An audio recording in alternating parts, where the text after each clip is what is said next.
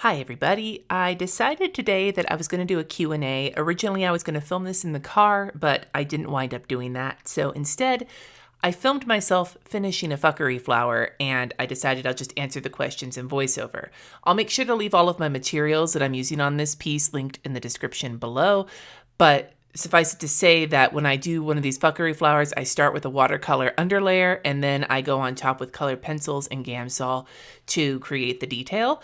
And as you can see here, I am doing the colored pencil stage of it. If you have any other questions, I will be doing at least one more of these coming up, so be sure to leave any questions about the creation of the fuckery flowers down below. And if you want to know what those are, they are art prints that I do of realistic flowers with kind of naughty or spicy words hidden in them, and they'll be re-releasing in November, I believe. So keep your eyes open. My Etsy shop is also linked below, although it's on vacation at the moment. If you sign up for my newsletter, you'll get notified when everything's going to be back on, and so on and so forth. So I'm going to answer some of these questions today. These are not all the questions I got when I asked for questions on Instagram. These are just some of them, but I'll answer what I can in this time frame, and then I will do my best to answer more in an upcoming Q&A. If you are just interested in the art, go ahead and turn this down and put some music on.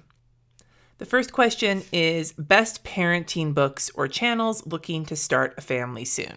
When it comes to YouTube channels, I don't really watch a lot of parenting type channels. By the time I really started getting into YouTube, my kids were already older and most of the people who showed parenting stuff had little guys. So it wasn't really my thing. So that's not something I've got good recommendations for. Probably my favorite book I ever read as a parent, though, is the Rosalind Wiseman books. It's Queen Bees and Wannabes, I think it's Kingpin Dads, Queen Bee Moms, something like that. She's got more, but those are the ones off the top of my head. They're psychology books. They're the books that Mean Girls was based on, and they're really about cliques and dynamics, and I found them extremely helpful when my oldest was in 2nd or 3rd grade and the drama started.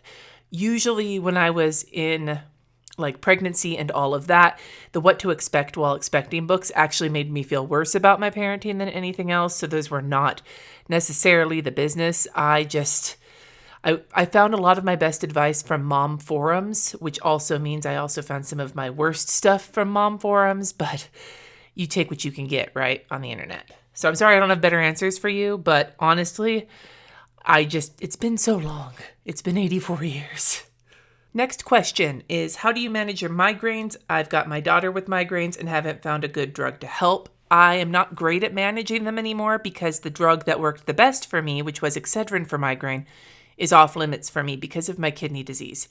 I'm not a doctor, but I will say that when I did have a prescription for migraines, I think it was called Trexamet, that did help, but it also made me useless for the rest of the day. So for me, the things that help the most are a little caffeine, a lot of water, trying to, at the very least, eat something if possible, taking a shower where I alternate hot and cold water, and then laying down in a dark room with a cold cloth over my eyes and behind my neck. And it still sucks.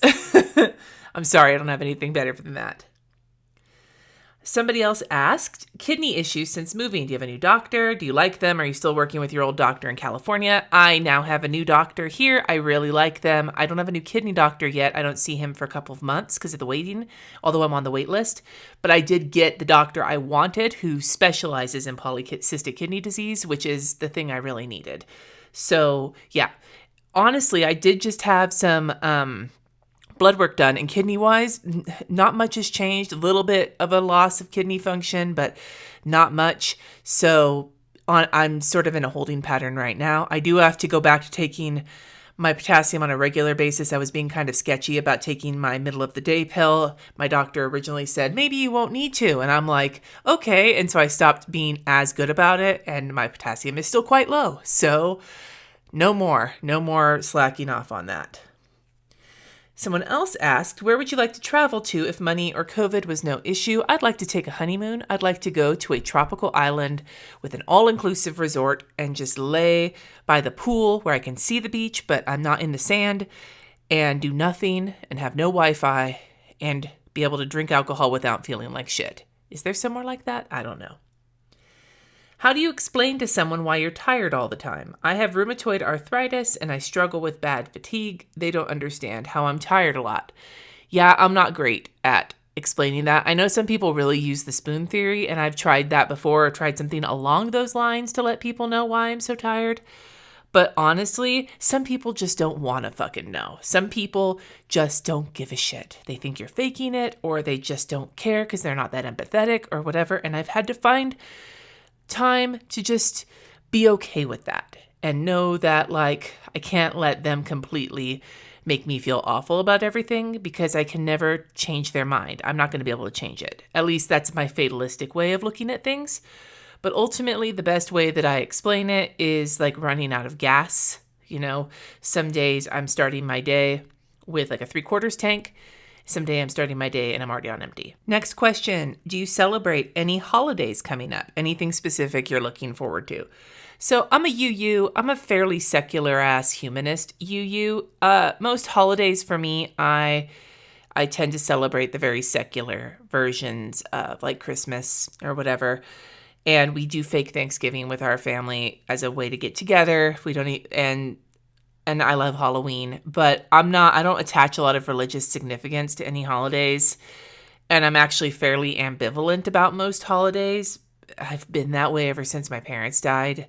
Kind of sucks to be so grinchy, and sometimes I try to make it like a little less grinchy, but it's hard for me.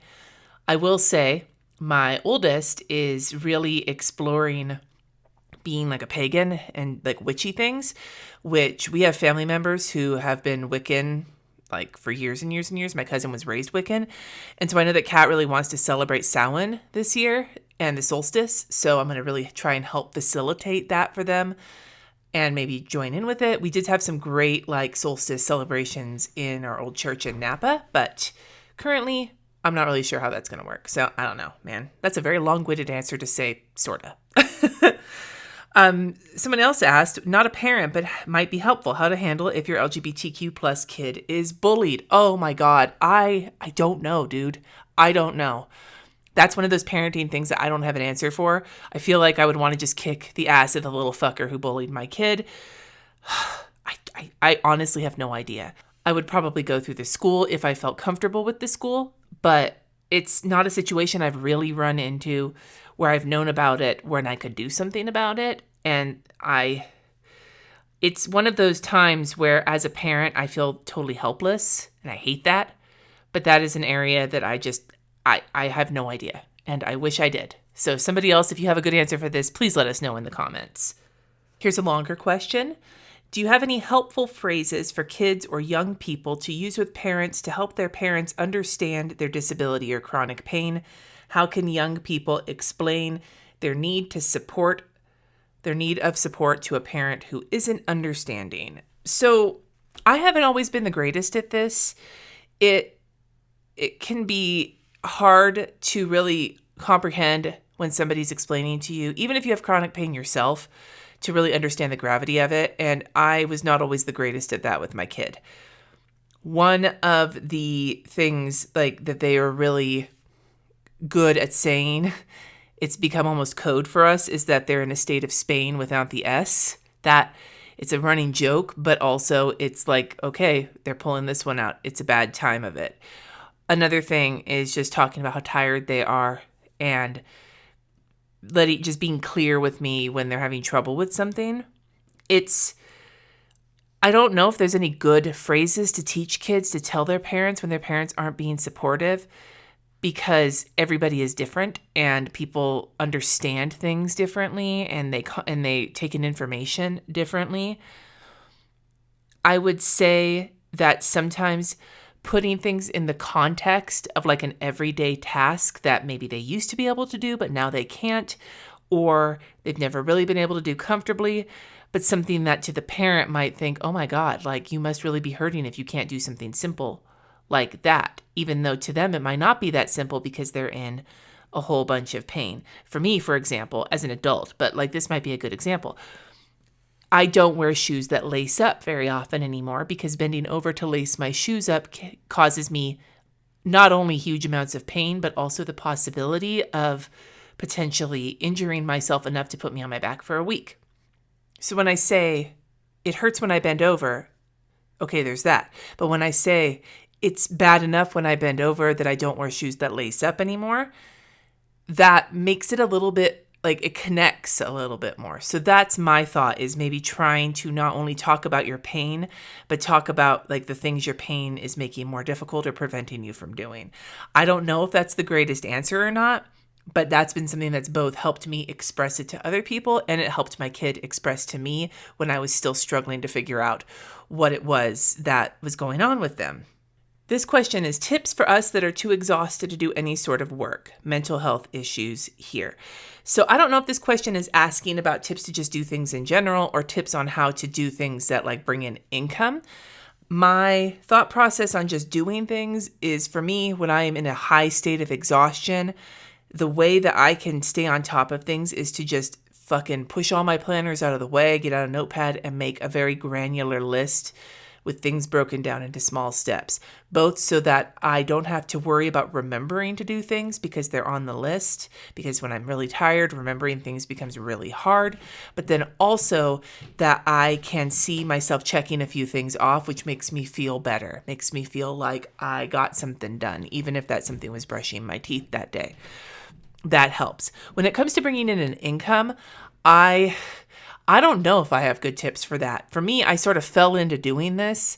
I wouldn't have been able to do what I was doing 5-6 years ago, working even as a sign artist, because I had to do a lot of physical things. I wouldn't be able to do that job today. And I had the things that I'm doing now that are helping me bring in income. But basically, I sort of started doing that on accident, and it turned into something. The most that I can say is with this, without really having a lot of great advice, is to potentially look into fields of work that are from home, things like medical coding or whatever, things that you could potentially do or freelance out that you could maybe do at home while in bed in small spurts. But I said spurt, but I don't know for sure if that's a good answer. I also am not the best person to ask about this because I, especially now, tend to overwork myself and then pay the price later. And so I am not taking very good care of myself at the moment, and I may not be the best person to give you answers that will help you take care of yourself. Just being realistic here. It's been pretty rough over in the Guentert-Baldo household lately. I got several questions about the kids and polycystic kidney disease. Here's kind of where we're at with that. We had originally not wanted them to get tested young because there wasn't anything they could do about it. And with the state of healthcare in the United States and having pre-existing conditions, we didn't want to get the kids in a place where they get a diagnosis they can't do anything about and then have it fuck over their chances for things like life insurance or getting health insurance if our government decides that chronically ill people are expendable, which it always seems like there's a possibility of that happening in the United States. Don't get me started. I have a lot of feelings.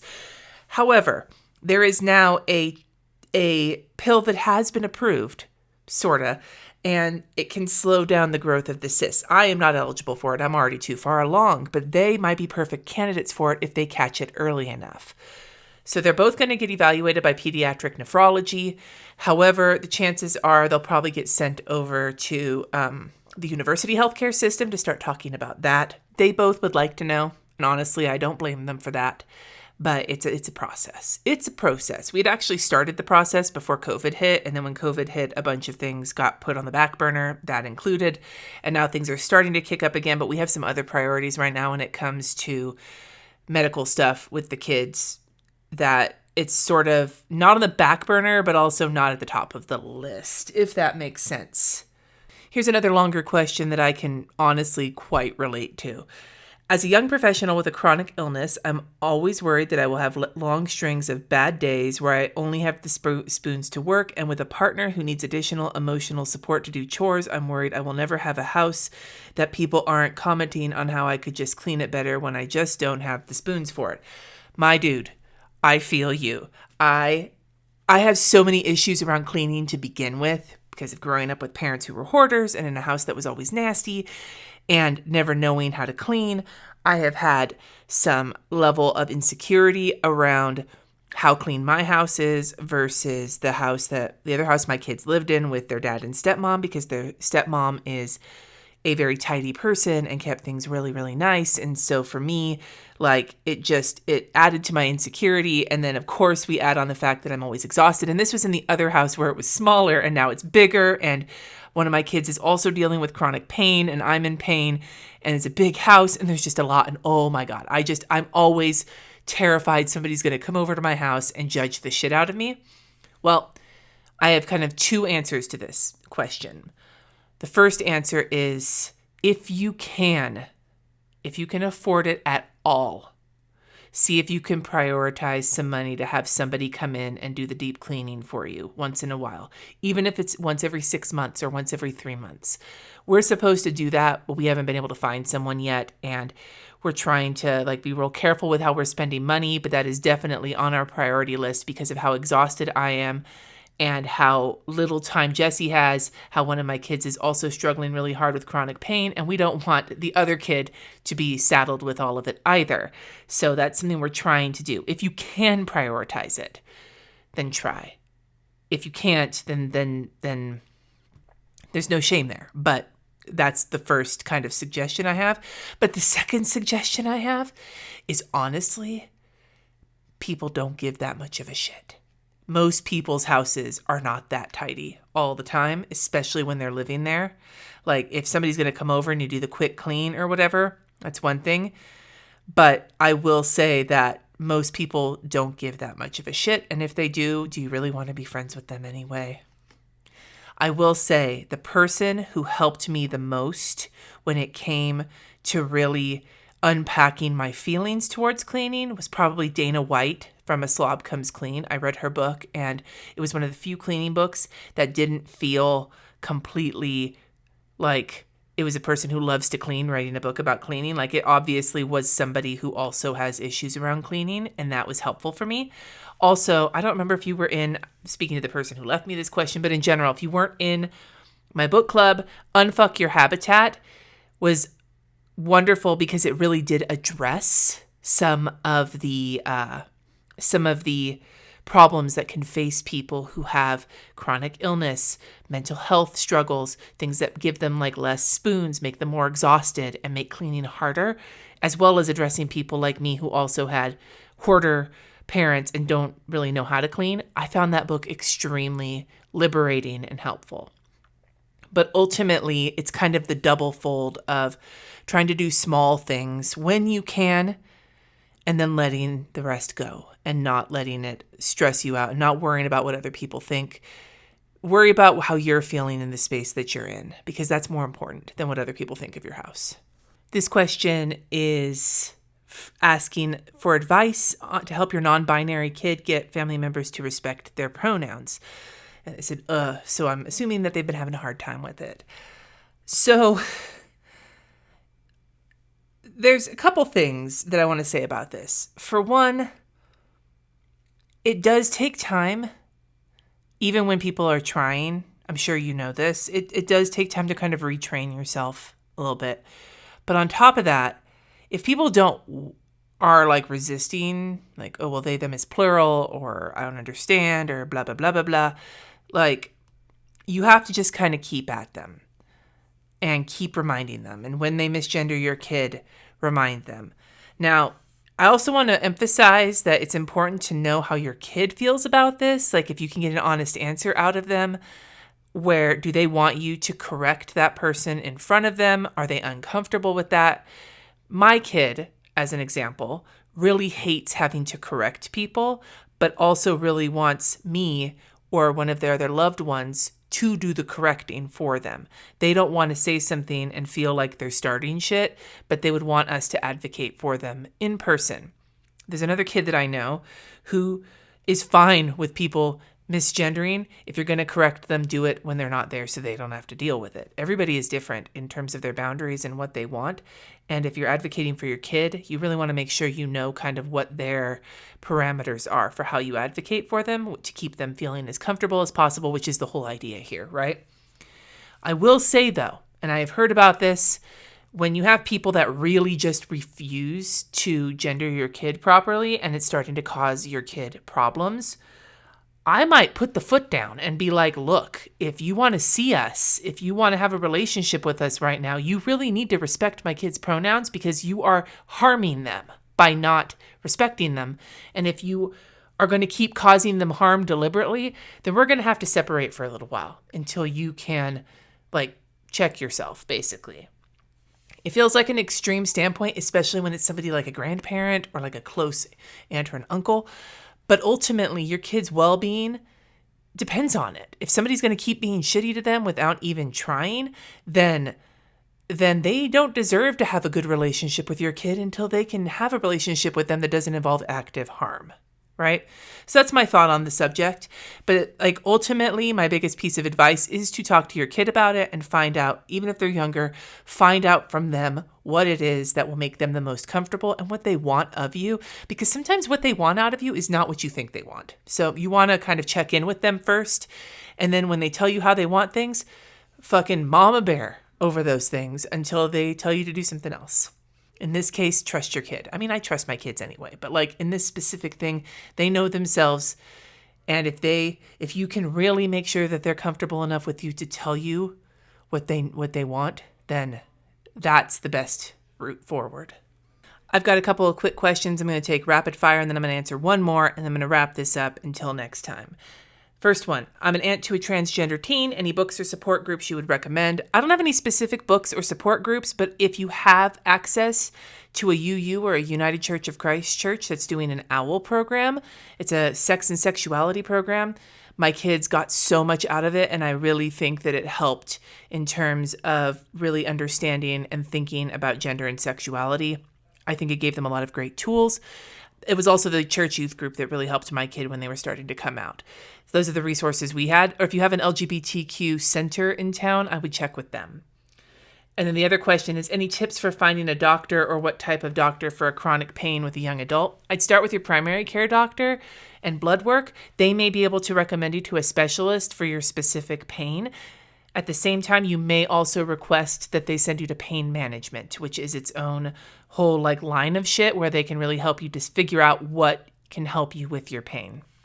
That might be where you'd start. Depends on what kind of chronic pain it is. And if you don't know, pain management might actually be a good place to start anyway, because they might be able to have some ideas on where to send you next. And then the last question I'm going to take for today, because I'm about out of time here, is what is the most important thing you taught your kids when they were little? There's a lot of things, and I can't take credit for a lot of them. I feel like there's been so much parenting coming from all four of us that it's hard to know. But I feel like the life lesson that took me way too long to learn, that I think I have imparted upon them young enough, is to never change who you are to please somebody else. Because A, that path leads to nothing but misery for you. And B, generally speaking, if you need to change yourself for somebody, it's not worth it. You shouldn't have to change yourself for somebody to like you. If they're not going to like you, some people are just not for you. But you should be yourself, because there are going to be people who love you and respect you and are excited to be near you for who you are, not just because you're trying to please them. Be yourself. It's the best person to be. Anyway, that's where I'm going to end this. I hope that you really enjoyed this particular Q&A, this style. Please let me know in the comments below if it is something that you like, if you'd like to see more of these. If you have any other questions for my next Q&A, I still have a metric shit ton. And if this goes over well, I will most definitely record another fuckery flower and answer more questions over it. I just love to hear your thoughts in the comments below, as well as what do you think one of the most important things you learned as a little kid was? Let me know, because to me, this knowledge of not pleasing yourself, it took too long to figure out for me. Thanks for watching. Subscribe if you haven't already, my friends. Watch for this to come out in November. And until next time, peace.